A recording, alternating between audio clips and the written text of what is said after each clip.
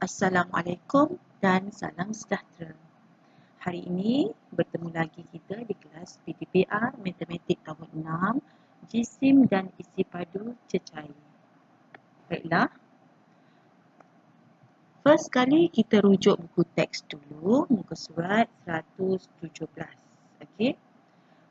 Kamu boleh tengok situ ya, kisah tentang dua orang murid sedang melakukan timbangan berat. Okey. Ajay, tinggi kamu 1.4 meter. Ajay, jisim kamu 36 kg.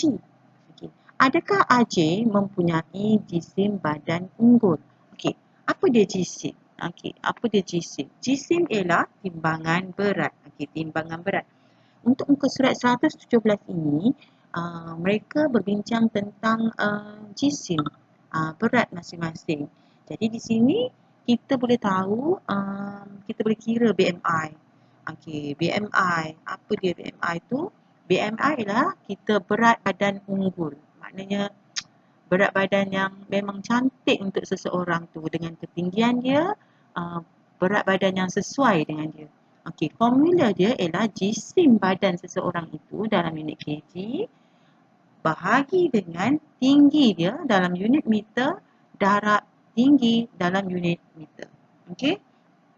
Okey, contoh kat situ, Ajay tu jisim dia ialah 36 kg.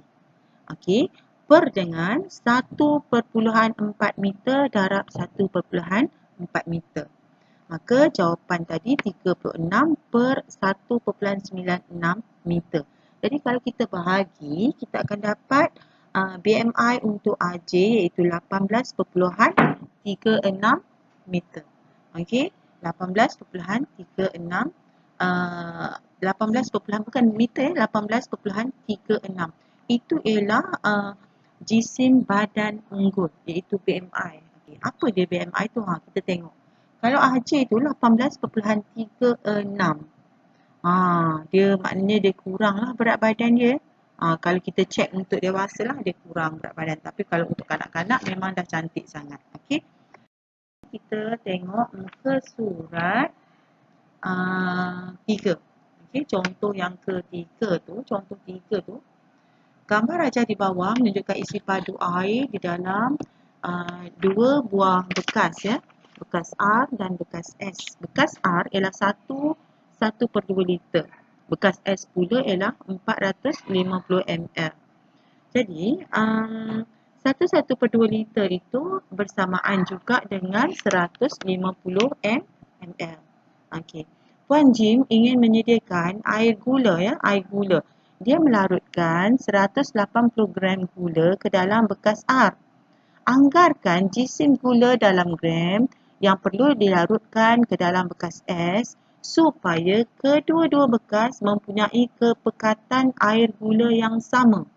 Jadi dia nak kepekatan itu sama berdasarkan isi padu masing-masing.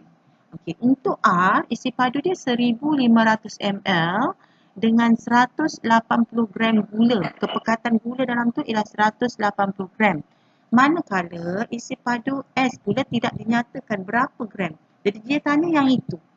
Berapakah gram gula yang perlu diletakkan di dalam 450 ml air yang ada dalam bekas S. Jadi cara yang pertama dalam buku teks awak tu, dia bagi tahu isi padu air tu 1500 dengan jisim gula 180 gram. Okey, dia buat macam ni, dia samakan. Awak nampak? 1500 ml bersamaan 100 kepekatan gula yang dia nak ialah 180 gram. Maka dia kecilkan nombor tu sebab dia nampak 1500 ada sifar di hujungnya dan 180 pun ada sifar di hujungnya. Dia kecilkan dengan cara dia bahagi 10. Jadi bila dia bahagi 10 dia akan dapat 150 ml dan jisim gula juga dia akan dapat 18 gram. Bermakna untuk 150 ml kepekatan gula ialah 18 gram. Jadi untuk soalan ini bekas S ialah 450. Jadi 150 nak digandakan berapa? Menjadi 450 dan dia darab 3. Okey, dia darab 3, maka 18 gram juga perlu didarabkan 3. Dia mesti sama. Sebelah kiri darab 3, sebelah kanan pun darab dengan 3.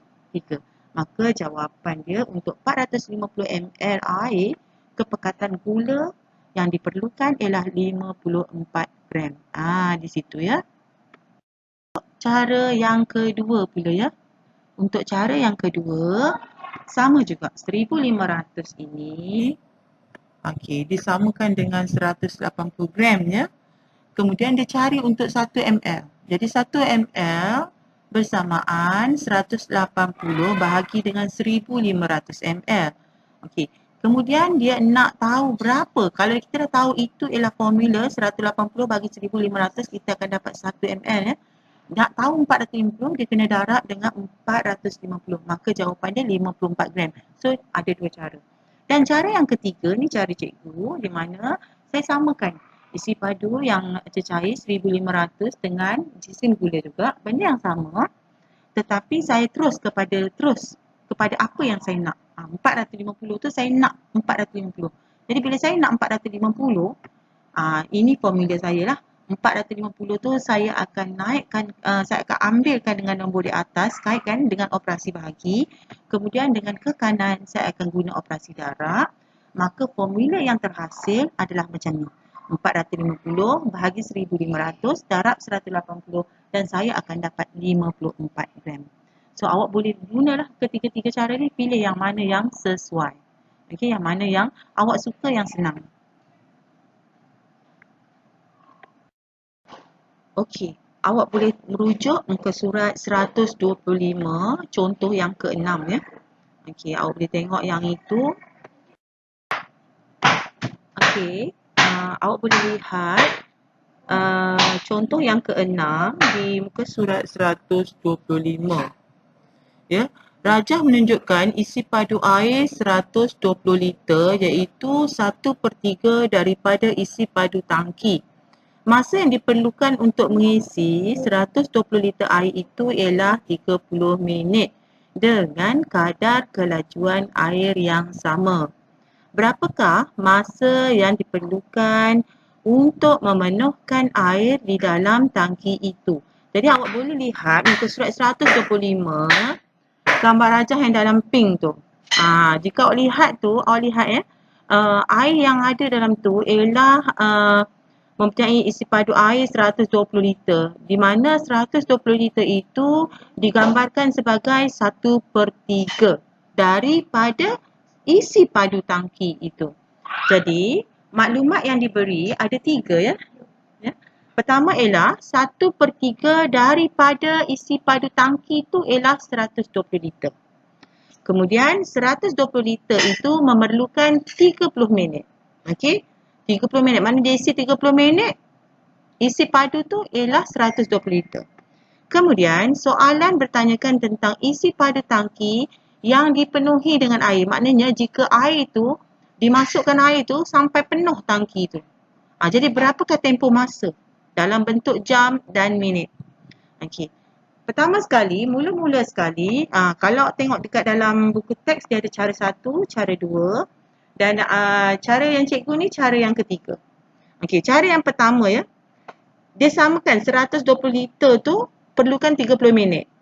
Kemudian 120 liter, first sekali dia kena cari dulu sebelum kita pergi ke cara pertama, kita tengok dulu. Mula-mula kita kena cari dulu isi padu. Mula-mula kita cari isi padu tangki ya, isi padu tangki.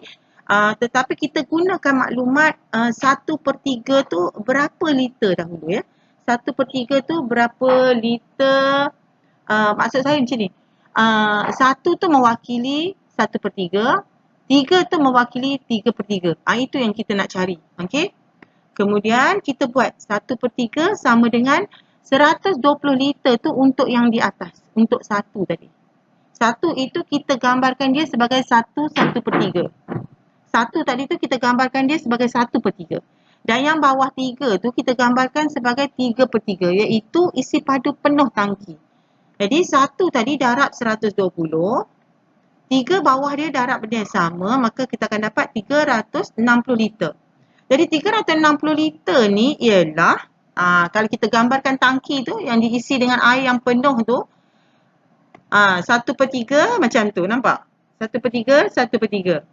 Kemudian semua ini kalau kita tambah, dia menjadi 3/3. Itu yang saya maksudkan tadi, 3 di bawah tadi. 3 di bawah ini darab dengan 120 iaitu 360 liter. Jadi 1/3 tu dia merujuk kepada yang atas ya. Kemudian 3/3 tadi merujuk kepada 360. Maka kita dapatlah satu tangki iaitu 360 liter. Bila kita dah dapat satu tangki tu ialah 360 liter, ini bermakna kita boleh cari, tengok cara yang pertama dalam muka surat 125 tu. 120 liter bersamaan 30 minit ya. 120 liter ni kita nak cari dia 360 liter untuk tangki yang penuh. Berapa minit? Maknanya kalau 120 darab 3, means 30 pun kena darab dengan 3 jugalah. So akan dapat 90 minit. Jadi 90 minit tu kalau kita tukar kepada jam dan minit, kita akan dapat 1 jam 30 minit. Okey, cuba tengok cara yang kedua.